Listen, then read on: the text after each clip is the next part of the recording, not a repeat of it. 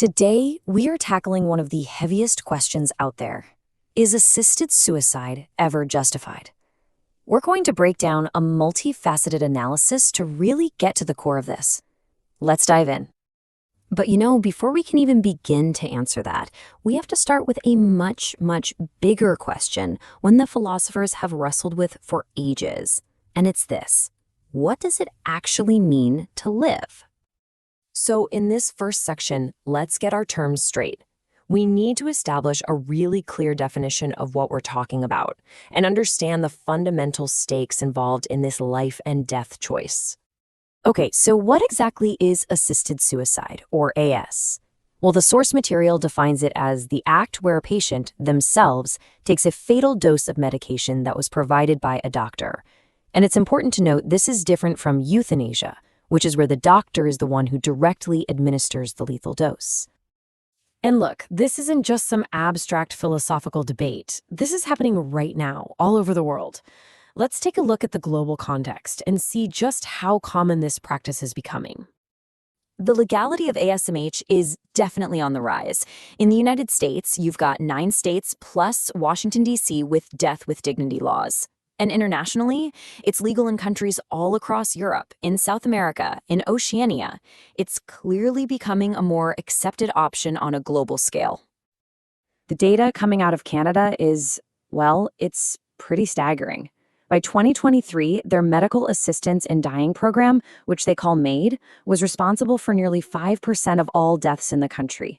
Think about that. That's almost 1 out of every 20 people. It's actually become the 6th leading cause of death in Canada. Just wow. Okay, so now that we've got some context, let's dive into the core of the conflict. We're going to break down the key ethical and philosophical arguments that really frame this whole debate. Ethically, it's like a giant tug of war. On one side, you've got the argument for the right to dignity. The idea here is that AS is a compassionate choice, right? It offers relief from terrible suffering and gives a person control over their final moments. But on the other side, you have the duty to preserve life. This view says there's a moral responsibility to protect life at all costs, and it raises a huge concern. Could legal AS put unfair pressure on vulnerable people, like the elderly or those with disabilities? And can you imagine being a doctor caught in the middle of this? I mean, their entire career is built around healing people, preserving life, but then they also have this deep obligation to respect their patients' autonomy, to honor their final wishes. It's a massive, massive conflict of duties. Now, philosophically, the debate often comes down to free will versus this idea of the slippery slope. The free will argument says that choosing to end your own life is the ultimate expression of personal freedom, especially if it doesn't harm anyone else. But the counter-argument, the slippery slope, poses a really serious question. If we say yes to AS for terminal illness, where do we draw the line? Could that open the door to allowing it for conditions that aren't terminal, like severe depression or dementia? And beyond all these big, abstract arguments, there is a very real, very human element here. This decision, it doesn't happen in a vacuum. It affects a whole network of people, and every single one of them has their own complicated motivations and pressures. Let's break down those perspectives. First, you have the patient. They might be driven by a desire to stop intense pain or a fear of becoming a burden on their loved ones. Some even see organ donation as one final noble act. Then there's the family. They're often dealing with the incredible emotional and financial drain of care, but they also have to wrestle with the possibility of intense guilt and regret down the line. And finally, you have the facilitator, usually the doctor. Their motives could be pure compassion, but the source also points out they could range to things like financial gain or even other hidden, darker motivations. Okay, now we're going to shift gears. We're going to explore a very specific viewpoint that's laid out in the source material. This section introduces a particular spiritual framework for looking at this whole issue, and it offers a completely different lens. And the central idea of this spiritual perspective is really captured in this one quote, that every human life is part of a much bigger grand design or plan, one that's been set in motion by a creator.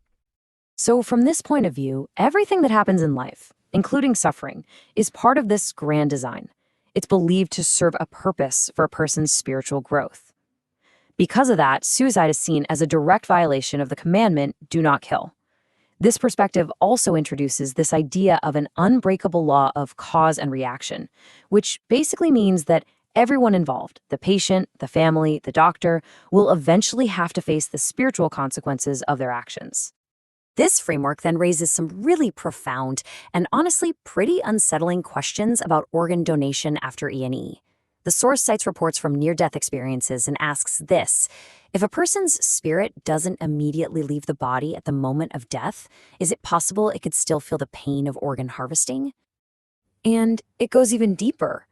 The next question is, if a spirit stays connected to its organs, even after they've been transplanted into someone else, what are the spiritual consequences?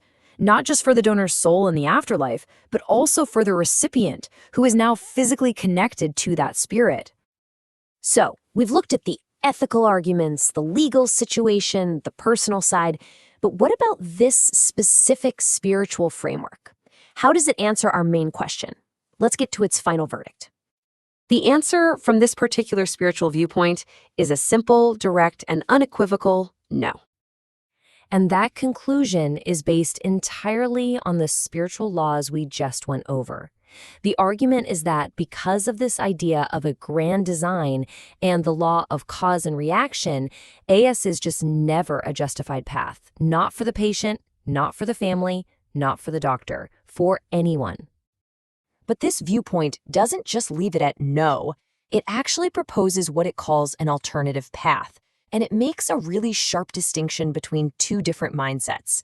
On one side, you have fatalistic submission, which is described as this rebellious, resentful state where you're angry about your fate. On the other side, there's acceptance, and this is defined as completely letting go of the need to control the situation. It's this acceptance, the source argues, that ultimately helps a person find a way to keep living. And that really brings us to the final takeaway from the spiritual perspective. It suggests that hardship is not meaningless. In fact, it might be a pathway to learning some of the most profound lessons, like trust and love. And so it leaves us with one last, very challenging question to think about. What is the true purpose of hardship?